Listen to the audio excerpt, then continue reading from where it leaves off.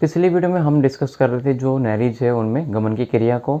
हमने नैरिज में पाए जाने वाले जो पैडल अंग है यानी कि लोकोमोटरी जो ऑर्गन है उनकी संरचना डिस्कस की थी, जिसमें पार्श्वपाद जो है उनकी संरचना इस प्रकार से बताई थी। इसमें देखिए अब गमन की प्रोसेस किस प्रकार से होगी, उनके मैकेनिज्म की यहाँ पे चर्चा करेंगे। तो यहाँ पे दो चीज़ें हैं जो मोस्ट रोल प्ले करती हैं। पहला है इसमें एसिकुलम और दूसरा इसमें क्या सूक यानी कि जो उनको कीटा बोलते हैं। इस प्रकार से ये दोनों संरचना जो होती हैं वो नैरिज में गमन में सहायक होती हैं। अब पहले बात करते हैं एसिकुलम की। तो एसिकुलम संरचना क्या होती है, हमने कल भी बताया था आपको एसिकुलम संरचना क्या होती है। तो एसिकुलम संरचना जो होती है वो पैरापोडियल में दोनों ही लोब पर, ये आपका जो लोब होता है उसको बोलते हैं पृष्ठ सतह, और ये जो लोब है आपका दूसरा इसको बोलते हैं अधर सतह। तो पृष्ठ सतह पे जो पृष्ठ सतह जो है उस वाले पार्ट को हम बोलते हैं नोटोपोडियम, ठीक है, जबकि दो अधर सतह वाला पार्ट है उसको बोलते हैं हम न्यूरोपोडियम, ठीक है। और इसी के अकॉर्डिंग इनमें एक एक एसिकुलम संरचना निकली होती है। ये एसिकुलम संरचना जो होती है वो प्रत्येक पार्ट में अंत्यकंकाल का काम करती है, यानी कि इस वाले लोब में अंत्यकंकाल का निर्माण कौन करेगी, एसिकुलम। इससे क्या होगा, इससे ये जो पैरापोडियल है उसको सपोर्ट मिलेगी, ठीक है, ये मजबूती प्रदान करता है इसको।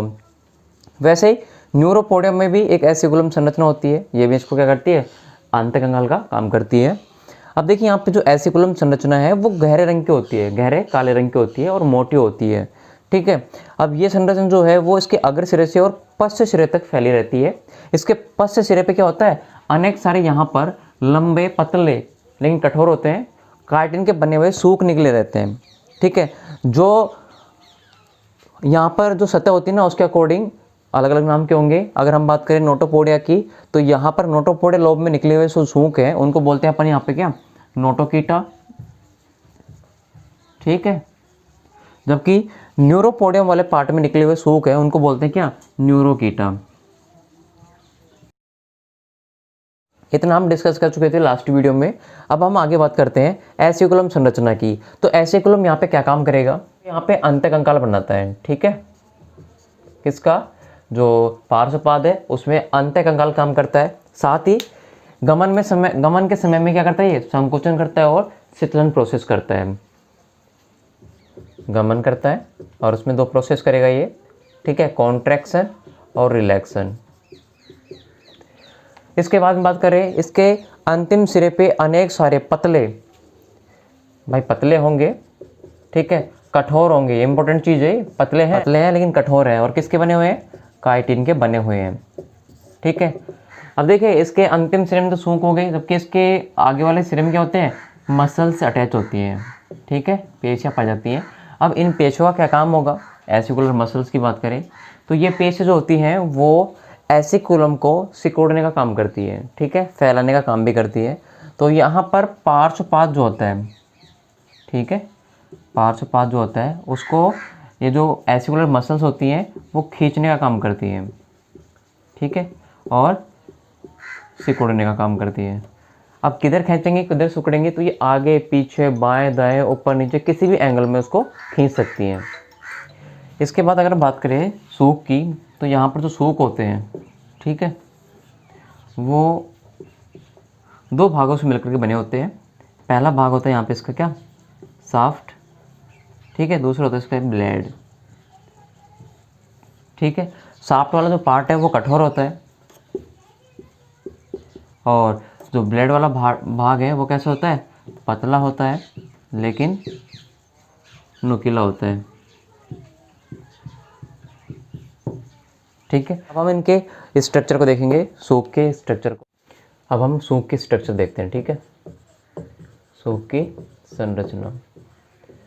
संरचना से पहले एक चीज़ कि जो सूक होते हैं वो पतले होते हैं, ठीक है, इसके जो पॉइंट है। साथ में कैसे होते हैं, पतले तो होते हैं लेकिन कठोर होते हैं, और इनकी बनावट जो होती है वो किसकी होती है, काइटिन की बनी होती है, ठीक है, काइटिन से बने होते हैं। दूसरा, ये गमन में क्या करते हैं, हेल्प करते हैं, और ये पैडल के समान आकृति के होते हैं। ये चीज़ें आपको इम्पोर्टेंट है, वो याद रखनी है। अब देखिए इनकी संरचना देखते हैं।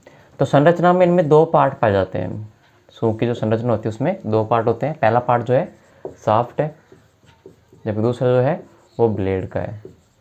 ठीक है, शाफ्ट को बोलते हैं यहाँ पे हिंदी में कांड और ब्लेड को बोलते हैं यहाँ पे फलक। ठीक है, इस प्रकार जो सूख की संरचना उसमें दो पार्ट हो गए। अब देखिए, अगर हम शाफ्ट की बात करें तो शाफ्ट जो होता है वो आधारीय, जिसपे क्या होता है फलक उपस्थित होता है।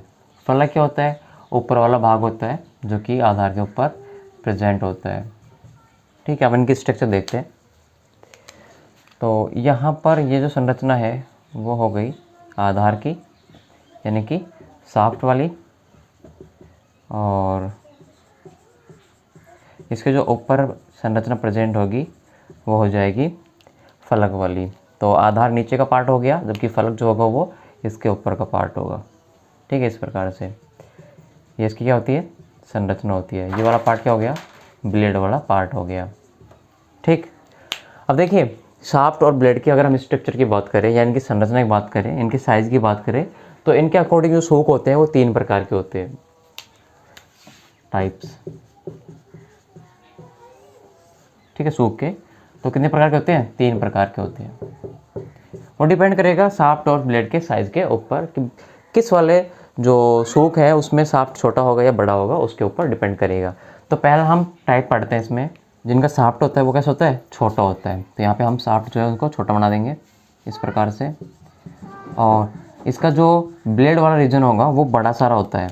ठीक है, शाफ्ट की तुलना में क्या होता है, बड़ा होता है और पतला होता है, और इसके आगे वाले भाग क्या होते हैं, दांते पाए जाते हैं। तो इस प्रकार का सूक होगा, वो पहला सूक होगा।